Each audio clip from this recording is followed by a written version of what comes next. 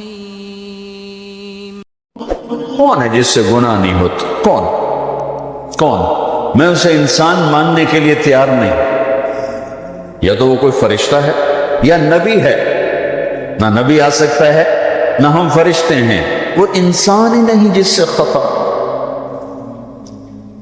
لہذا میں اپنے رب کی قدرت پہ قربان جاؤں، رحمت پہ قربان جاؤں کہ اس نے توبہ کے لیے نہ عمر کی قید نہ عدد کی قید.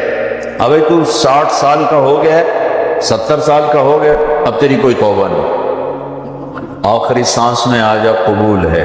ابھی تیری 100 دفعہ ٹوٹ چکی ہے توبہ، اب 101 دفعہ قبول نہیں، 1 کروڑ دفعہ توڑ کے آ جا، قبول ہے. کریم ذات سے واسطہ ہے. لیکن کریم ذات نے کچھ ضابطے بنائے ہیں، کچھ نظام بنائے ہیں. اس نے یزید اور حسین کو الگ کیا ہے. ایک سود خور بھی کہے اللہ غفور الرحیم ہے، راتوں کو شراب میں ٹن کہے اللہ پہ معاف کرے گا، راتوں کو مسلح پہ تڑپنے والا اور شراب پینے والا اللہ کا نظام. ظلم و ستم کے پہاڑ ڈھانے والا اور مظلوم بن کے سسک کے زندگی گزارنے والا کیسے برابر ہو؟ آنکھ کا چھلکنا اور جام کا چھلکنا اللہ برابر کر دے، ایسی اندھیر نگری بھی تو کوئی نہیں ہے. ام نجعل المتقین کالفجار، کیا نیک اور بد میں برابر کر دوں گا؟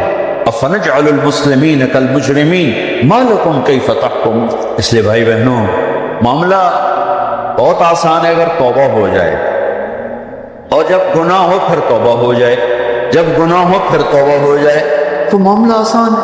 مشکل کب ہے؟ جب آدمی اکڑ جائے، معاملہ خطرناک ہے. لیکن گناہ کے ساتھ توبہ ہو، آسانی معافی ہے، کیونکہ وہ ہے ہی معافی کو پسند کرنے والا. لہذا بھائی بہنوں، توبہ کی عادت بناؤ.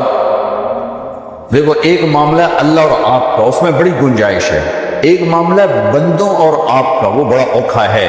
اللہ کے واسطے کسی کے عیب نہ دیکھو، کسی کی پگڑی نہ اچھالو، کسی کو بے عزت نہ کرو، کسی کی کمیاں نہ پکڑو، کسی پہ تبصرے نہ کرو.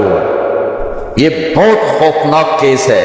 نماز چھوٹ گئی، یہ اتنا خوفناک کیس نہیں ہے. روزہ چھوٹ گیا، حج چھوٹ گیا، خوفناک ہیں، لیکن یہ ڈائریکٹ اللہ کے ساتھ ہے، جب چاہے معاف کر. لیکن میرا اور آصف کا جو معاملہ ہے، میرا اور سردار صاحب کا جو معاملہ ہے، میرا اور آپ کا جو معاملہ ہے، یہ بہت خوفناک ہے.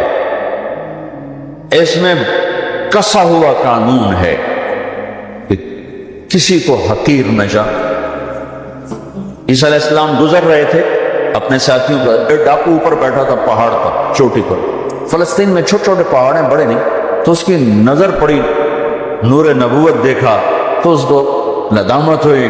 اس نے کہا یا لعنت ہے تیری زندگی، ساری زندگی ڈاکین گزارتی، چل توبہ کرتے سے نیک نبی دا ساتھ دے.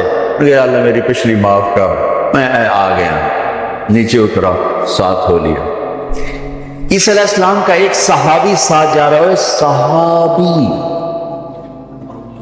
ہر امت کا سب سے اعلیٰ شخص وہ ہوتا ہے جس نے نبی کا فیض پایا ہو. یہ ڈاکو، یہ صحابی. اس صحابی نے اس کو یوں دیکھا، نفرت، اچھا ایک تو آ گیا. ایک تکبر پیسے کا ہوتا ہے، ایک تکبر نیکی کا ہوتا ہے. یہ پردے والی عورتیں بے پردہ عورت کو یوں دیکھتی ہیں، انہیں نہیں پتا کہ انہوں نے بے پردگی سے بھی بڑی تباہی پھیلا تھی. ایک پیسے کا تکبر ہے، ایک نیکی کا تکبر ہے. ہم دیندار لوگ ہیں، ہم پردہ دار خواتین ہیں، یہ بے غیرت بے حیا ہیں. اب میں نے تو ناچنے والیوں میں بھی اللہ کی محبت کو دیکھا.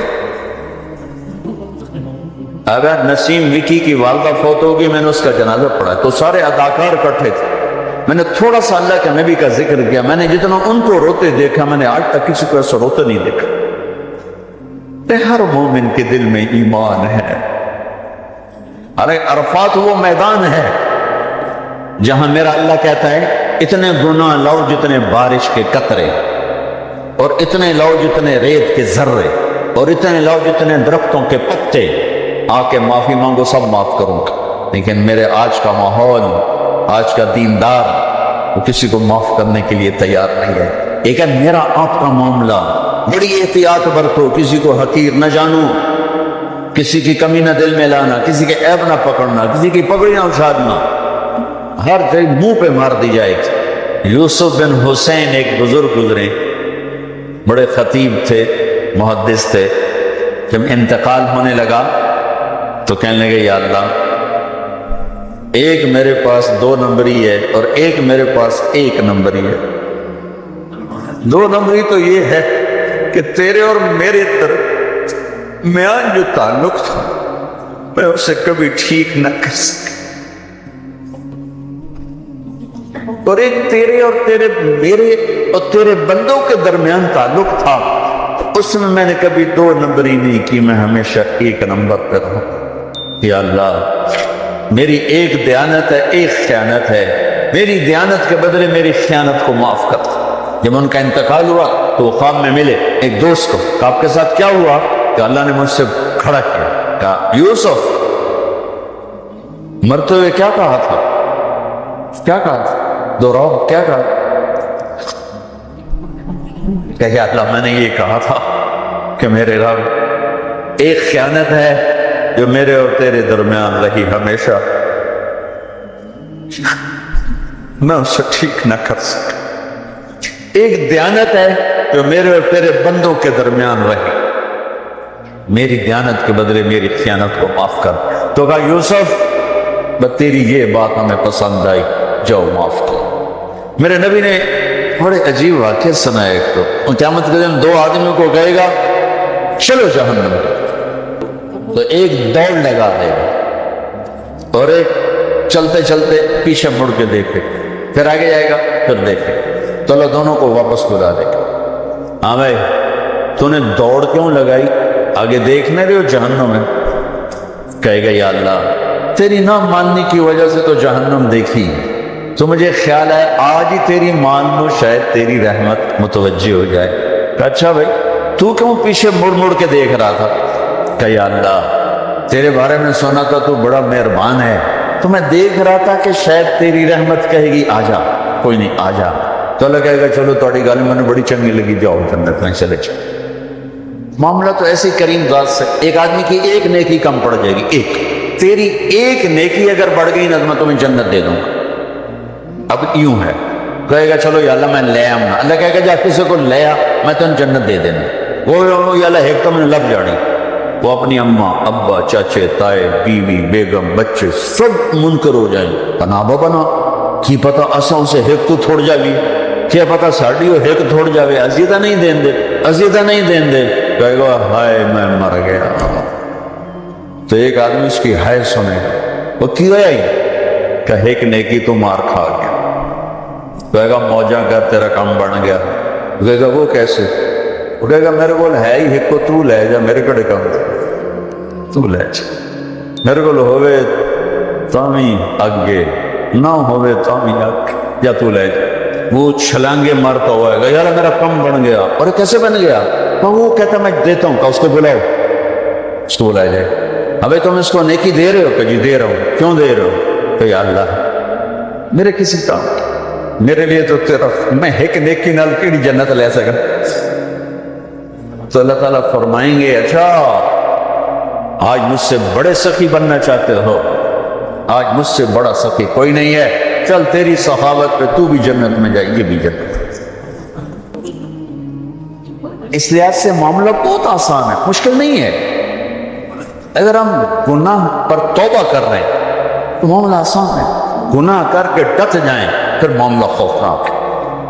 یہ نیکی کے تکبر میں یا گناہ پہ اڑ جانا یہ خوفناک چیز ہے۔ لیکن اگر ہم معافی مانگ رہے ہیں، مسئلہ کوئی